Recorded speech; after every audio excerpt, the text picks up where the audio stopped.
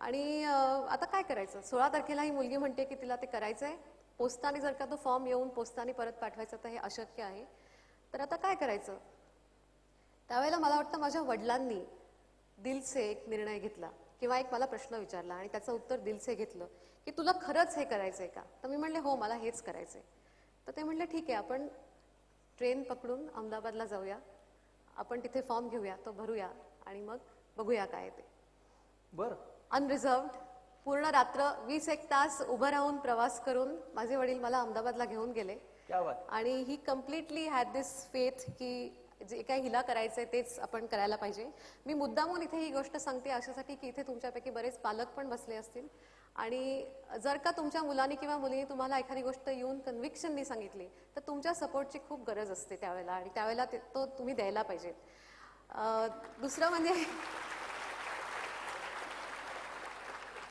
दुसरा एक छोटासा विचार असाही होता त्यांच्या मनात आणि तो त्यांनी मला नंतर सांगितला की नॅशनल इन्स्टिट्यूट ऑफ डिझाईन हे नाव त्यांनी ऐकलं. त्या काळात काही वेबसाईट्स नव्हत्या किंवा गुगल नव्हतं किंवा देयर वॉज नो इंटरनेट. तर आता हे कशी काय माहिती काढायची या नॅशनल इन्स्टिट्यूटबद्दल.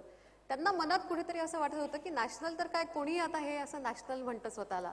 म्हणजे there is a national paan parlour also and there is a national stationery shop also.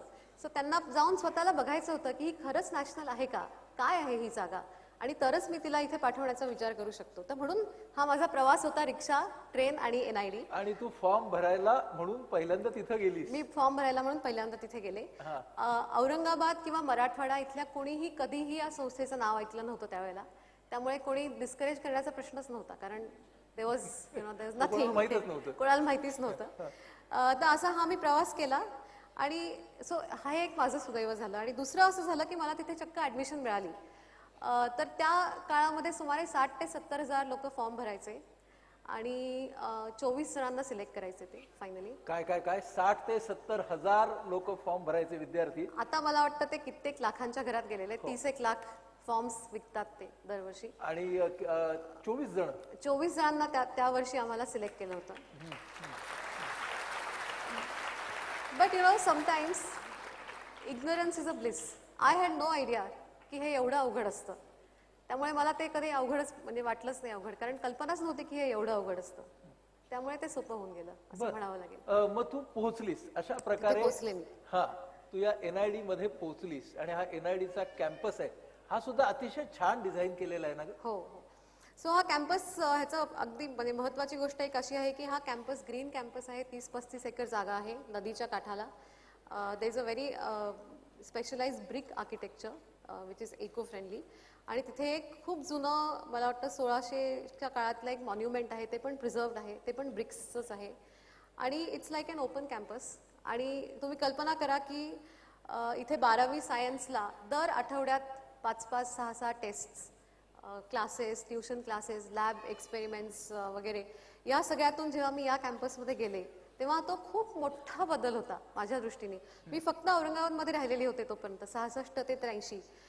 माझं एक्सपोजर खूप लिमिटेड होतं. म्हणजे जगाशी माझं एक्सपोजरचा संबंध म्हणजे एखादी कधी इंग्लिश मूव्ही आली औरंगाबादमधल्या एखाद्या थिएटरला ती, आणि काही पुस्तकं, एवढाच माझा जगाबद्दलचा अनुभव होता त्यावेळेला. आणि तिथून मी अशा जागी गेले की जिथे जगातल्या सगळ्या ठिकाणून लोक यायचे, शिकवायचे आम्हाला. देशातल्या प्रत्येक प्रांतातली मुलं मुली तिथे होती आणि प्रत्येकाची बॅकग्राऊंड वेगळी होती आणि खूप मल्टीकल्चरल ॲटमॉस्फिअर होतं. त्यामुळे हा खूप मोठा बदल असा वाटला मला. पॉझिटिव्ह बदल होता. सुरुवातीला थोडंसं घाबरायला झालं, कारण आपण अगदी छोट्या जागेतून गेलोय, तिथे आपलं कसं होणार. पण मला वाटतं की आपण काय शिकणार आहोत ह्याची उत्सुकता आणि ह्याची एक्साइटमेंट केवढी होती की ती अँझायटी तशी थोडीशी पार पडली. तिथे गेल्यावर मला कळलं की डिझाईन म्हणजे काय, खरं सांगायचं तर. सो ही हिंमतच झाली की आपण एका कोर्सला जातोय, तिथे आपण 5-6 वर्ष काढणार आहोत. तिथे आपल्याला आईवडिलांनी पाठवलंय, ही पण एक मोठीच गोष्ट मला वाटतं सांगावीशी वाटते. तिथे गेल्यावर मला कळलं, पहिल्या दिवशीच आम्हाला जेव्हा ओरिएंटेशन झालं आणि तिथे जाईपर्यंत समजूत अशी होती की ड्रॉइंग चांगलं आहे, मग तिथे माझं चांगलं होईल. पहिल्या दिवशीच त्यांनी आम्हाला सांगितलं की you are not an artist, you are a professional designer. So your job is going to be problem solving. Problem solving म्हणजे समस्यांचं समाधान करणं हे तुझं काम. तर design is problem solving in a positive way, अशी तिथे डेफिनेशन केली जाते. आणि ती पहिलीच वेळ होती की मला डिझाईन म्हणजे काय ते कळलं. आणि माझा कुठल्याही प्रोफेशनल डिझायनरशी आधी कधीही संपर्क आला नव्हता. त्यामुळे आपण पुढे जाऊन काय करणार आहोत ह्याची काहीही कल्पना नव्हती. But here I was. So that is how मग तू शिकायला सुरुवात केलीस म्हणजे शिकायची सुरुवात झाली. हा, आणि हा परिसर तर सुंदर होता. तू म्हणालीस तसं. अच्छा, मित्रांकडूनही भरपूर शिकलीस. सो हा परिसर सुंदर होता. पण सगळ्यात महत्वाची गोष्ट, आणि इथे बसलेल्या तुम्हाला काही लोकांना इतक्या म्हणजे 30 वर्षांनी पण आश्चर्याची गोष्ट वाटेल की there are no exams at NID. There is no ranking, there is no 45-minute lecture, blackboard. You never call your teacher sir or ma'am. पहिल्या नावाने आपण त्यांना हाक मारायची अशी तिथे पद्धत. आणि कंपॅरिझन फक्त स्वतःशी. तुमची कंपॅरिझन तुमच्या वर्गातल्या कोणाशीही कधीही केली जात नाही. तुमची कंपॅरिझन केवळ तुम्ही मागच्या सेमेस्टरमध्ये कसे होतात आणि आता कसे आहात एवढंच फक्त तुमची कंपॅरिझन. आणि परीक्षा नाहीत. म्हणजे 12वी सायन्स नंतर एखादी व्यक्ती दुसरीकडे जाते आणि परीक्षाच नाहीत, हे एवढं मोठं फ्रीडम होतं. आणि मोठी जबाबदारी पण होती. कारण जेव्हा परीक्षा नसतात आणि तरी तुम्हाला शिकायचं असतं तेव्हा ती जबाबदारी तुमची असते ॲक्च्युली. कारण you can just pass by 5 years without learning anything, कारण एक्झाम नाही. तर हा एक मोठा बदल होता आणि ते अनलर्निंग होतं माझ्या दृष्टीने खूप मोठं. आणि आता गेल्या 30 वर्षात मी वेगवेगळ्या लोकांना ज्या वेगवेगळ्या शिक्षण पद्धतीतून जाताना पाहते आणि विचार करते की सगळ्यात मोठा फरक काय होता त्या शिक्षण पद्धतीत आणि आमच्या पद्धतीत. तर मला असं वाटतं की it was learning by doing, learning by facilitation. So कुठलेही शिक्षक आम्हाला येऊन असं म्हणायचे नाहीत की मी तुम्हाला शिकवतो, मी तुम्हाला शिकायला मदत करणार, अशी त्यांची ती पद्धत होती. Competition only with your self. So there was no competition and there was exploring. So exploring was encouraged. म्हणजे तुम्ही नवीन नवीन गोष्टी करून पहा, चुकलात तर हरकत नाही, चुकलात तर फारच उत्तम, कारण त्यातून तुम्ही जास्ती शिकाल. तर अशा पद्धतीचं शिक्षण जे मला 30 वर्षापूर्वी जी संधी मिळाली ती मला वाटतं खूपच म्हणजे लाईफ चेंजिंग होती. Absolutely, absolutely. आणि अजूनही मला असं वाटतं की कित्येक ठिकाणी जर का ही पद्धती असली तर खूप शिक्षण वेगळ्या पद्धतीने होईल. या सगळ्या शिक्षणानंच तुला एका पद्धतीने बदलायला प्रवृत्त केलं. ऍब्सोल्युटली. आणि तुला डिग्री मिळाली डिझायनिंगची. आणि मग तुझ्या पुढे पर्याय असतील ना, एकतर कुठेतरी नोकरी करावी किंवा स्वतःचं काहीतरी सुरू करावं. त्या टप्प्यावरती काय काय विचार केलेस? सो हे मला आता फार आश्चर्य वाटतं जेव्हा लोक म्हणतात की तुझ्यासमोर पर्याय असतील. तुम्हाला खरं सांगते, 1989 मध्ये जेव्हा मी NIDतून ग्रॅज्युएट झाले आणि लाईफ वॉज ग्रेट, कारण ऑलवेज विथ फ्रेंड्स आणि लर्निंग व्हॉट यू लाईक हे सगळं होतं. पण बाहेर आल्यावर जर का विचार केला की आता मी कुठेतरी अप्लाय करीन तर there was no place to apply. भारतामध्ये ऑर्गनाइज पद्धतीचं डिझाईन ऑफिसच नव्हतं त्यावेळेला. तर मला 89 साली. सो मला जर का अप्लाय करायचं असतं कुठे आयदर ट्रेनिंगसाठी किंवा जॉबसाठी, अशी जागाच नव्हती अनफॉर्च्युनेटली किंवा fortunately, because that is an accidental entrepreneurship. त्याच्यामुळेच आम्ही स्वतःचं काहीतरी सुरू करायचं ठरवलं. कारण आमच्या असं लक्षात आलं होतं की एक म्हणजे 6 वर्ष 5.5 वर्ष इतकी धमाल मित्रमैत्रिणींच्या बरोबर गेली होती की आयुष्य तसंच असावं असं वाटतं तिथे थोडंफार. जेव्हा एखादा कॅम्पस सोडायची वेळ येते आणि मित्रमैत्रिणी आता नसतील उद्यापासून असं जेव्हा जाणीव येते तेव्हा आपण विचार करायला लागतं की काय करता येईल म्हणजे हे माझ्या बरोबरच राहतील. तर ती एक मोठी हे होती, ते मोटिवेशन होतं एक. आणि दुसरं असं होतं की जॉब करायला जागाच नव्हती इन एनी केस. तर त्यामुळे आम्ही हे जे 6 जण दिसतोय आम्ही, 90 actually, little after we started Elephant. आम्हाला सगळ्यांना 6 जणांना एकमेकांच्या बरोबर काहीतरी करायचं होतं आणि सुदैवाने कुठेही नोकरीला वाव नव्हता. त्यामुळे आम्ही एलिफंट चालू केलं 1989 मध्ये. आम्ही ज्या दिवशी ग्रॅज्युएट झालो त्याच्या दिवशी रात्रीची बस पकडून पुण्याला आलो आणि आमचा व्यवसाय चालू केला. तुमचा व्यवसाय तुम्ही चालू केलात. एलिफंट डिझाईन्स हे नाव का ठेवलं? त्याची एक गोष्ट आहे. तर नाव काय ठेवायचं? 6 क्रिएटिव्ह लोक डिझायनर्स जेव्हा एकत्र येतील तर तुम्ही कल्पना करू शकता की त्यांच्यात कित्येक वादविवाद, कित्येक रात्री आपण काय करणार ह्याच्याबद्दल काही शंका नव्हती, पण आपलं नाव काय असेल ह्याच्याबद्दल सगळ्यात मोठे वादविवाद. म्हणजे आमचं सुरू व्हायच्या आधीच तुटतंय की काय इतके वादविवाद नावासाठी केवळ. पण एक दिवशी आम्हाला एक गोष्ट लक्षात आली की design is not a solo game, it's a team game. तर डिझाईनमध्ये असं कधी होऊ शकत नाही की जसं आर्टमध्ये असतं की you go and do your on thing आणि मग नंतर तुम्ही ते जगासमोर आणू शकता. आणि पेंटिंग म्हणा, स्कल्पचर म्हणा, ते जगासमोर आणल्यावर जग म्हणणार की मला ह्याच्यातून हे कळलं किंवा ह्याचा हा अर्थ असा असावा किंवा हे असं आवडलं किंवा नाही आवडलं. तसं डिझाईनचं नाही आहे. डिझाईनमध्ये वेगवेगळ्या प्रकारची स्किल्स एकत्र आणून तुम्हाला प्रोजेक्ट करायचं असतं. तर it is like the story of blind people and elephant.